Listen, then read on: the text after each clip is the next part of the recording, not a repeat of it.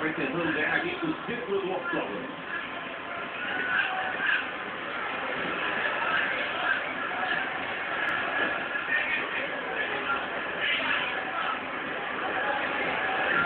Vai caminhando, impacto junto.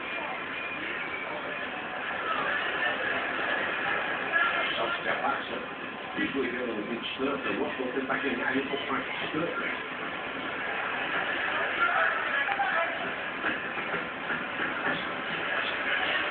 Olha, vai colocando bons golpes. Já estão já sangue. Uma na nuca. Golpes bem colocados, golpes aplicados ali pelo Brendan Shaw. É o Walter querendo fazer o switch do Muay Thai da desperiferiadas, né? Mas não conseguiu.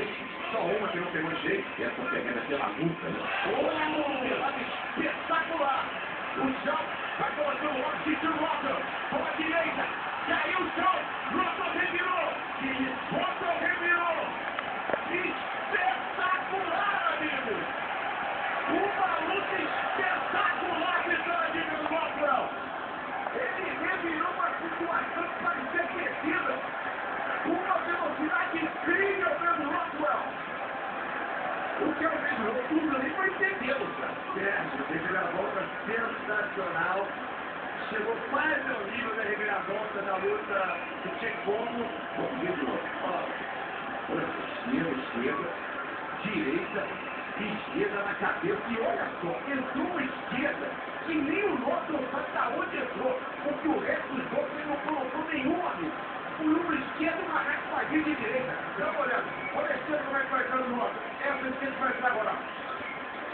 Ó, essa esquerda e acabou. E mais nada, Luciano. Espírita, né? Olha, quando parecia que o Schaub ia liquidar a Bakura, aproveitando o momento, o Rothwell dando a troca, parecia que ele ia nocautear, entrou esse golpe, caiu nocauteado o Brendan Schaub, e foi uma reviravolta impressionante, das mais impressionantes que eu já vi. Não chega ao nível de um Tchecomo quando eu vejo perto, mas chegou pra... Olha, foram 7 golpes aplicados, golpes conectados pelo Brendan Schaub. E o Rothwell precisou apenas da esquerda para acabar com o Brendan Schaub e levá-lo ao local.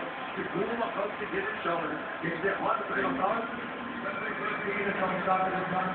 and 1 minute, 10 seconds of the very first round. Declaring the winner by TKO!